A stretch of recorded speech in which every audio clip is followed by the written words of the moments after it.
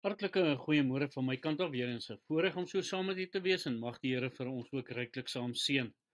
Nou wat nogal baie keer dan of wat interessant is by die flaminke, daardie pink kleur speel 'n baie groot rol, veral in paartyd wanneer dit dan ook tyd is dat die mannetjies hulle self op 'n besondere wyse aan die wyfies moet toon.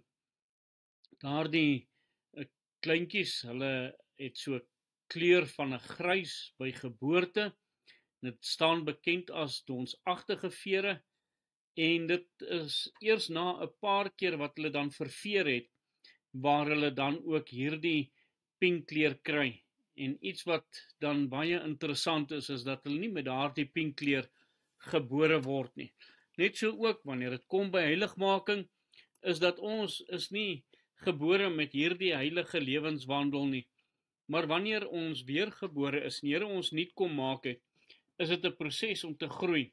Maar iets wat dit verhinder in mense se geestelike lewe is ongeloof. Ongeloof verhinder heiligmaking. Johannes 12 vers 24 sê voorwaar ek sê vir julle, as die koringkorrel nie in die grond val en sterf nie, bly dit alleen, maar as dit sterf, dra dit veel vrug. Daardie lobbe rondom daardie kiem moet eers sterf in die grond. Net so moet ons van onsself sterwe, sodat die kiem, naamlik die Here Jesus Christus wat in ons is, dat hy dan ook in ons kan groei en deur ons kan groei. Dit wat Paulus dan ook sê, ek is met Christus gekruisig en ek leef nie meer nie, maar Christus leef in my.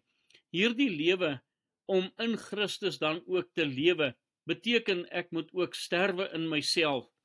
En daarom dat ongeloof verhinder dit, want dit vat baie keer dat mense dink, maar ek gaan nou niks meer in my lewe kan doen nie, en dat daar soveel moeds en moenies is, terwyl dit 'n oorwinningslewe is, waarin die Here ons wil kom lei.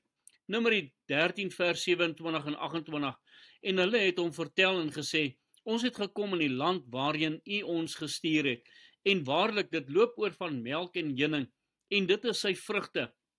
Maar die volk wat in die land woon, is sterk, en die stede is versterk, en baie groot. En ons het daar ook die kinders van die Enakiete gesien. Hiersoos waar Joshua hulle dan ook teruggekom het, saam met Caleb en die ander 10 verspieders, en elke ene het dan berig gebring.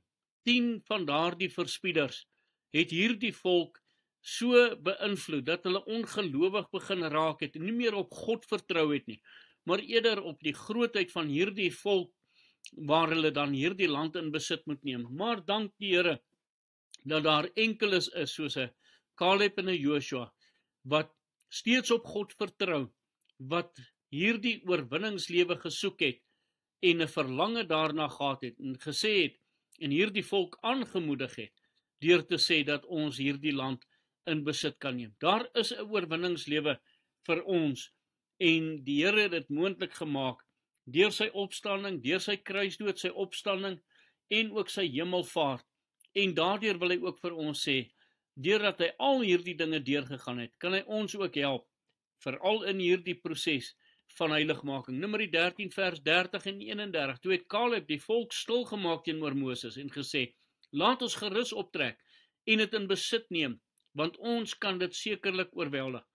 Hierdie man se geloof was in God gewees. Hy het nie ongelowig geraak nie, hy het nie gekyk na die grootheid en al die dinge van mense nie, maar hy het die grootheid van God raak gesien.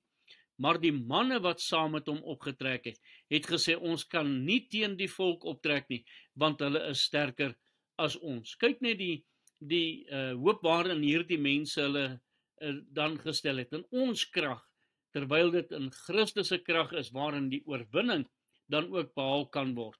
1 Petrus 1 vers 14, soos gehoorsame kinders, moet julle nie jul lewe inrig volgens die begeerlikhede wat tevore in julle onwetendheid bestaan het nie.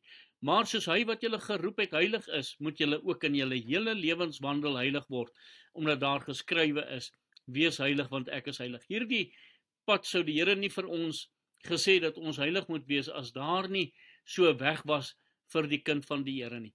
Daarom kom ons vertrou op die Here, dat ons nie ongelowig sal wees nie, maar op die Here vertrou en op sy krag. Kom ons bid saam. Dankie Here dat U ons die oorwinningslewe gee. Dankie dat daar oorwinningslewe in U is. Maar Here, help ook dat ons in onsself sal sterwe sodat U in ons kan lewe. Amen.